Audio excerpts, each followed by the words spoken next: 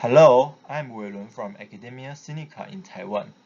Today I'm going to present our work PyCT, which is an enhanced Python concolic tester, mainly adapted from a famous previous one, PyXZ3. What is concolic testing, and why do we need concolic testing? Concolic testing is a software testing technique for generating various inputs of programs to increase code coverage of it. One purpose of this technique is to help programmers catch bugs. For example, if a game programmer wants to know whether it is possible for a randomly walking NPC to get into a restricted area, then he or she can test the following function via this tool. This function always triggers some condition whenever the NPC enters a particular area. According to this implementation, an exception will be raised if the NPC falls into this restricted area. So we can run our concolic tester on this function. And of course, the concolic tester will figure out that it is possible for this NPC to get into this restricted area if its x-coordinate lies between 10 and 20, and its y-coordinate also lies between 10 and 20. So the game programmer can modify his or her design according to this result.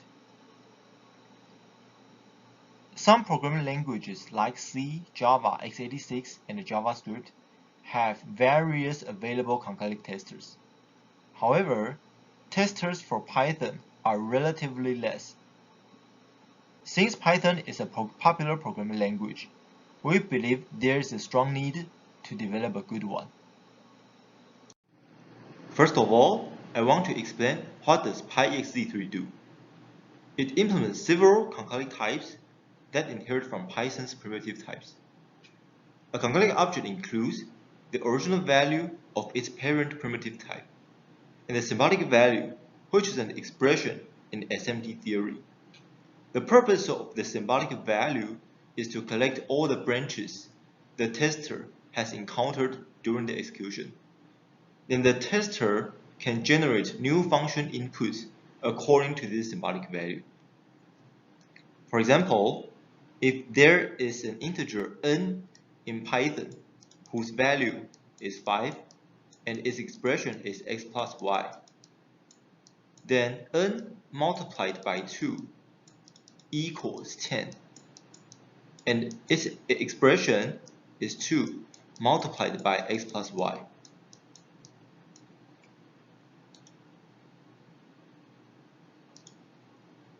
This figure illustrates the concolic testing algorithm used by PyXZ3. However, due to the presentation time limit, I won't discuss it in detail here. Although PyXZ3 is a famous concolic tester that broadens our horizons, we've also discovered some issues of it so far. The first one, it implements only a limited number of base types member functions. For example, the absolute function and the round function are not implemented by PyXZ3. The second one, when it encounters built-in types member functions, it automatically downcasts concolic objects to primitive objects, which consist of only concrete values, and it discards related symbolic information. For example, if there is a concolic object x, it is fed into this statement. Since the int function is a built-in types member function, the symbolic information will be discarded. If in this case, the value of x equals 10, then only the if branch will be executed, and the else block will not be touched if no new input arguments are generated. So the above two phenomena result in a relatively low coverage rate compared to our tool. So, what is our contribution? The first one, we implement more types and functions. For the integer type, the functions in this area are implemented by our tester only. For the string type, the functions in this area are implemented by our tester only. We also consider the range type that is not considered in PyEXZ3. The reason why we consider the range type is that the range objects occur very frequently in our benchmarks. The second one is exception handling. Consider the integer division statement. If z equals 0, then this division will throw a divided by 0 exception, and therefore the code after this statement cannot be covered. It will result in a dramatic coverage loss. To resolve this issue, our Concolic tester PyCT will automatically insert a handmade branch before this division. So in this case, if z equals 0 again, then the tester will produce another z not equal to 0 in the next iteration. After that, this integer division can be performed as usual, and the code after this statement can still be covered. This will increase the code coverage very much. Another example, string to int conversion, can be handled in a similar manner.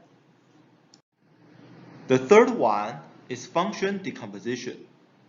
In some cases, the Python operation cannot be expressed in the SMT syntax directly. For the first example, if I want to multiply a string by an integer, like this, ABC multiplied by 3 should be ABC, ABC, ABC. However, this operation cannot be performed in the SMT directly, so we have to use a recursive method to express this, like this.